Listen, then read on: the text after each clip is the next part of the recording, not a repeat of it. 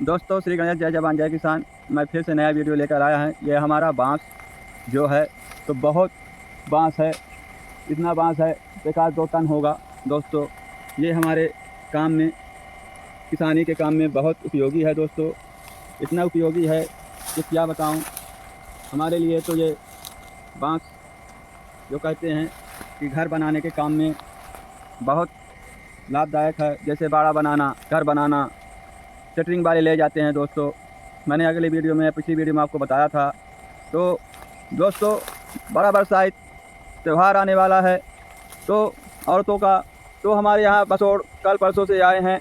तो दोस्तों बांस उनका रोजी रोटी है, वो हमारे यहाँ किसान से जुड़े हैं, आते हैं तो ले जाते हैं। तो अब पंखा बनाएंगे, औरतें लोग वहाँ पूजा पाठ करती हैं बड़ा के पेड़ के नीचे जो औरत हैं। दोस्तों ये बांस जैसे पूजा पाठ, पताके के काम में भी आता है। पताके के काम में जो खिचड़ी करे या महायज्ञ करे, कोई अनुष्ठान करते हैं तो हमारे यहाँ से ले जाते हैं पताके के लिए भी बांस। दोस्तों ये हमारे लिए जीवन का सबसे बड़ा उत्तम बांस का पेड़ होता है बसोड़ों का। तो उनका जीवन बांस से ही रोजी रोटी चलती है। दोस्तों जैसे हम बताए थे आपको कि 500 मीटर में हमारा जंगल है, नदी किनारा है। आप तो देख ही रहे हैं दोस्तों, मैंने 5 हेक्टेयर बताया था आपको, हम बागवानी करते हैं दोस्तों। तो ये हमारा जंगल नदी के किनारे फंसा है। आप देख सकते हैं नदी हमारे पीछे ही है।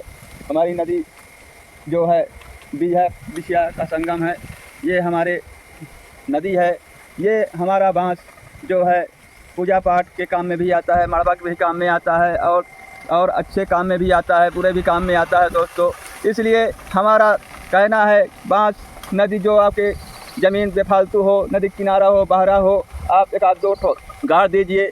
बांस की ज़रूरत हर आदमी को पड़ती है दोस्तों। इसलिए आप शादी मंडप के काम में भी आता है काम में, इसलिए आप बाज़ारों से ख़रीदते हैं दोस्तों तो बहुत महंगा पड़ता है। दोस्तों आप तो जानते हैं कि बसोड़ों का जीवन, ये बर्तन कितना बांस के बनाते हैं। जैसे टोपरा है, पंखा है, और ये जितना है शादी का सामान है, टोकनी है, झउआ है, अनेक प्रकार का बर्तन बनाते हैं हमारे बसोड़ भाई लोगों। देखिए आप बांस का बर्तन किसानों के ही काम में आता है दोस्तों। ये हमारा नदी किनारा है, इसीलिए हम बांस इसीलिए किनारे लगाए हुए हैं दोस्तों। देखिए हमारा जंगल, चीर और सोबमूर और कटहर हमारी जंगल में फंसी है।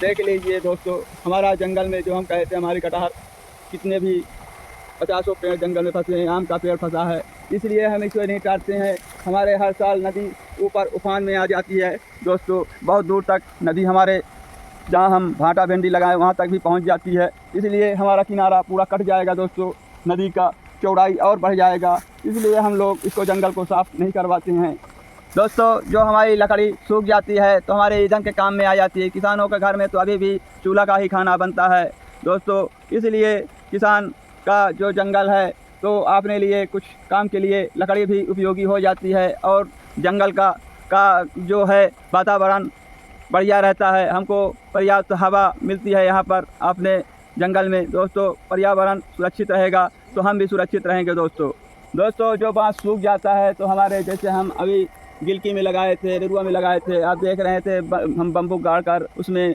डोरी फंसाए हुए हैं। जैसे हम टमाटर में लगाए हैं। तो दोस्तों हम बाड़ा जैसे हमारा बाड़ा है तो हम बाड़े में भी लगा सकते हैं दोस्तों। जैसे हमारे छोटे किसान हैं तो बांस के बम्बूक ले लेते हैं, तार ले आकर कस लेते हैं दोस्तों, तो उनका छोटा मोटा अभी काम चलने लगता है। फिर धीरे धीरे जैसे हम कहें कि पटिया ले आ लिए या सीमेंट वाली ले आ लिए तो हो गया, उनका काम चलने लगता है दोस्तों। हमारा है तो हम अपना काम बांस जो है हमारे टमाटर और गिलकी के काम में आ जाता है, बाड़ा के काम में आ जाता है। छोटे मोटे किसान जो हैं वो भी छोट मोट बाड़ा बना लेते हैं बांस का, आपने सब्जी खाने के लिए उनको भी निकलने लगती है। मवेशी तो जानते हैं आप लोग कि पूरे देश के मवेशी छूट गए हैं, अब कोई बांधता ही नहीं है दोस्तों, 12 महीना ऐरा रहता है दोस्तों।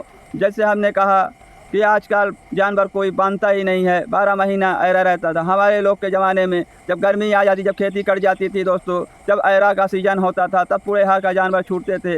इस समय आप तो जाएँ शहर में तो आपको तो साइड लेने में परेशानी हो जाती है दोस्तों। पूरे हार जानवर ही जानवर हैं, जानवर पूरे चौराहा में, पूरे बाईपास में आप देखेंगे तो। आज जनरेशन ऐसी हो गई, कुत्तों को तो पालते हैं दोस्तों, मगर गाय की कोई सेवा करने वाला नहीं है। एक किसान ही है जो गाय को पाले हुए है, और जो है हमारे डेली भाई वो जानवर को पाले हुए हैं। मगर आज कुत्ते की फैशन ज़्यादा हो गई है दोस्तों, उनको बड़े कायदे से गद्दा रजाई में उनको रखा जाता है, मगर गाय के लिए कोई व्यवस्था नहीं है। उसका तो मूत्र गोबर उसके माने पूजा भी होती है जहाँ हमारी गौ माता की, मगर कुत्ते की कोई पूछ ही नहीं है, ना कोई पूजा है, सिर्फ साला भौंकता है। आप घंटी में जाएंगे तो साला भौंकने लगता है। गाय का दूध तो जानते हैं आपने माँ की जैसा होता है दोस्तों। गाय का दूध इतना गुणकारी है जैसे हमारी माँ का दूध होता है, जैसे हमारी गाय माता का दूध होता है। मगर दोस्तों, इस समय ऐसा अंग्रेजी शासन हो गया है, गाय की पूजा दूरी से आदमी कर लेता है, मगर कुत्ते को पलंग और बेड उनको दिया जाता है। हमारी गौ माता को गली गली घूम रही हैं, उनको कोई व्यवस्था नहीं है दोस्तों। इसलिए हम कहते हैं कि गौ माता को आप पालिए और उनका ही पालन पोषण करिए। अपने बच्चों को भी दूध दही मक्खन घी मिलेगा दोस्तों। एक जानवर पालिए, हम नहीं कहते हैं कि खूब पालिए, एक गाय पालिए दोस्तों। अपना बांस हम आज ये चौथा पचमा भीरा है हमारा, ये भी हमारा आपको दिखा चुके हैं कितना बांस हमारे पास है दोस्तों। ये हमारे बसोड़ भाई का जीवन और उसी से उनका व्यवसाय चलता है दोस्तों। जय जवान जय किसान। गर्मी बहुत है दोस्तों, पानी का उपयोग ज़्यादा करिए। 8 से 5 लीटर तक पानी आप ज़रूर पीजिए दोस्तों। इसमें गर्मी का सीजन है, जितना ही आप दही दूध मक्खन नींबू और आम कच्चा आम का सेवन करिए दोस्तों। सुबह और शाम कुछ ये ठंड चीज़ आप शरीर में लेंगे, स्वस्थ रहेंगे दोस्तों। जय जवान जय किसान। धन्यवाद।